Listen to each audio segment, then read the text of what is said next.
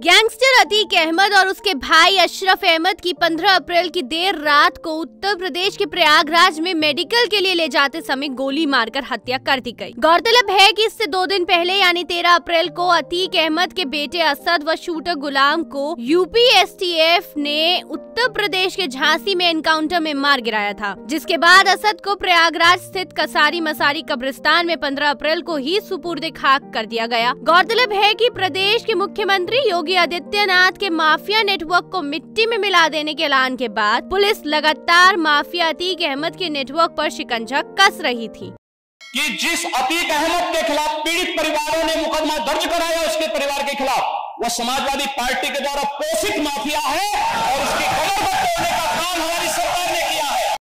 अब अतीक और अशरफ की मौत के बाद और असद के साथ गुलाम के एनकाउंटर के साथ जहां बहुत से लोग खुश हैं, वहीं विपक्षी दल प्रशासन और कानून व्यवस्था पर सवाल उठा रहे हैं और सुप्रीम कोर्ट की कमेटी के तहत मामले की जांच की आवाज उठा रहे हैं। आपको बता दें कि अतीक और उसके भाई अशरफ की हत्या करने वाले तीनों हमलावरों को पुलिस ने अरेस्ट कर लिया है। गौरतलब है कि तीनों हमलावर मीडिया कर्मी बनकर आए थे। साथ ही एक्शन लेते हुए अतीक और अशरफ की सुरक्षा में तैनात 17 पुलिस कर्मियों को प्रशासन ने सस्पेंड कर दिया है। इस पूरी घटना के बाद अब यूपी के सभी जिलों में धारा 144 लागू हो चुकी है। 13 से 15 अप्रैल के बीच में अतीक का साम्राज्य मानो सही मायने में मिट्टी में मिल गया। इससे पहले एक तांगे वाले का बेटा उत्तर प्रदेश का बाहुबली गुंडा, जो बाद में 5 बार विधायक और 1 बार सांसद भी रहा, उसकी पूरे प्रदेश में तूती बोलती थी, लेकिन आज मानो उसका नामो निशान ही नहीं है। इन सब के बीच अतीक के 19 वर्षीय बेटे असद अतीक के बारे में बहुत सी अनजानी बातें हैं जो आज हम आपको बताने जा रहे हैं कि कैसे और कब असद भी अपने दोनों बड़े भाइयों और पिता के नक्शे कदम पर चलना शुरू हुआ। लेकिन अगर अभी भी आपने हमारे चैनल को सब्सक्राइब नहीं किया है तो जल्दी कर लें।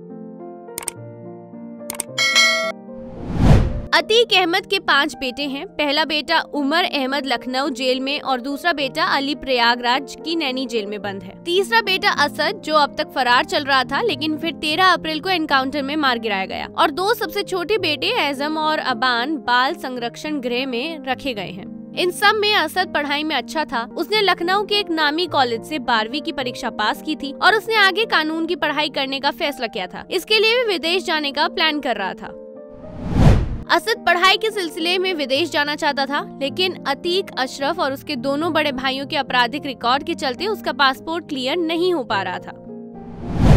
उमेश पाल हत्याकांड की सीसीटीवी फुटेज में आरोपी असद और गुलाम साफ साफ गोली चलाते हुए दिख रहे हैं। दरअसल असद का हथियार और गोलियों के प्रति शौक 12 साल की उम्र से ही दिख गया था। बस पिछले ही हफ्ते असद का एक वीडियो वायरल हुआ था। वह वीडियो 2017 का था, जिस वक्त उसकी उम्र करीब 12 साल थी। गौरतलब है कि असद शादी समारोह में हवाई फायर कर रहा था। यह हर्ष फायरिंग चकिया की एक शादी समारोह की थी। लोग बताते हैं कि अतीक अहमद अपने बच्चों को बचपन से ही फायरिंग की ट्रेनिंग देता था।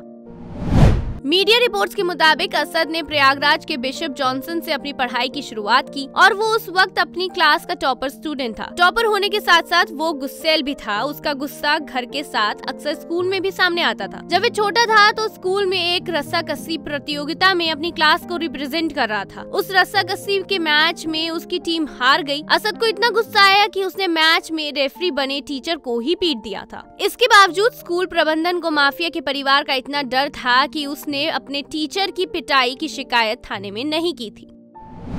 असद स्कूल टाइम से ही अपने अब्बू अतीक अहमद के नक्शे कदम पर चल रहा था। अतीक 5 बार विधायक और 1 बार सांसद रहा, जिसके बाद से लोग उसे सांसद जी कहने लगे थे। उसी आधार पर अतीक के उत्तराधिकारी के रूप में अपनी पहचान बनाने की कोशिश कर रहे असद को उसके गिरोह के लोग छोटे सांसद के नाम से बुलाने लगे थे। जानकारों के मुताबिक असद जल्द ही राजनीति में कदम रखने वाला था, तभी असद उमेश पाल हत्याकांड में आरोपी बना। दरअसल अतीक जब भी राजनीति में अपने परिवार के किसी व्यक्ति को उतारना चाहता है, तब एक खौफ पैदा करता है। जैसे खुद राजनीति में आया तब चांद बाबा हत्याकांड में उसका नाम आया। भाई अशरफ को राजनीति में लॉन्च किया तब उसका नाम विधायक राजू पाल हत्याकांड में आया। अब वह अपने बेटे असद को राजनीति में लॉन्च करना चाहता था, इसलिए असद ने उमेश पाल की हत्या की थी। अपराध की दुनिया में रहने के बावजूद अतीक देता था पढ़ाई को बढ़ावा। अतीक ने एक जनसभा में कहा कि माँ बाप को अपने बच्चों को अच्छी तालीम जरूर देनी चाहिए। उसने खुद ये कबूल किया कि उसमें इल्म की कमी है, जिसका उसको बहुत गम है। हम सिर्फ इतना कहना चाहेंगे कि अपने बच्चों के लिए कुछ कर सको न कर सको, अपना एक टाइम का पेट काट लेना, लेकिन अपने बच्चों को पढ़ा देना, इससे बड़ी मोहब्बत आप अपने बच्चों के लिए कुछ नहीं कर सकते। अपने बच्चों को तालीम दिला देना। और हम आपसे कहना चाहेंगे कि मैं 5 मरतबा विधायक रहा, सांसद रहा, अल्लाह ताला ने इज्जत दिया, शोहरत दिया, उसका लाख लाख शुक्र है। लाठी में भी ताकत दिया, लेकिन अगर कहीं मुझको एहसास होता है अपने अंदर अगर कमी, तो यकीन मानिए, दिल से कह रहा हूं, इल्म की कमी एहसास होती है।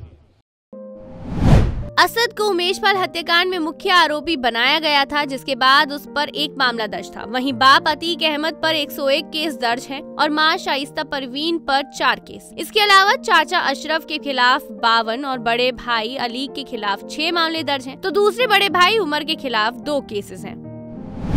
यूं तो अतीक अहमद और उसके भाई अशरफ के जेल जाने के बाद अतीक के बेटे फैमिली बिजनेस संभालते थे, लेकिन वहीं असद के दोनों बड़े भाई उमर और अली को पुलिस के पिछले साल गिरफ्तार करने के बाद असद ही कारोबार को देखता था। हालांकि कोई बड़ा फैसला लेना होता था तो वह अतीक की पत्नी शाइस्ता परवीन ही लेती थी। मीडिया रिपोर्ट्स के मुताबिक अतीक अहमद ने अपने 19 साल के बेटे असद अहमद की शादी अपनी बहन की बेटी से तय की थी। असद की बुआ आयशा नूरी की लड़की से इसी साल असद का निकाह होना था, जिसकी तैयारियां भी शुरू हो गई थी। हालांकि उमेश पाल हत्याकांड की वजह से निकाह की तारीख को बदलना पड़ा था। तो अब इस रिपोर्ट पर आपका क्या कहना है, हमें जरूर बताएं। बाकी देश और दुनिया की तमाम बड़ी खबरों से जुड़े रहने के लिए आप देखते रहिए द न्यूज़ 15।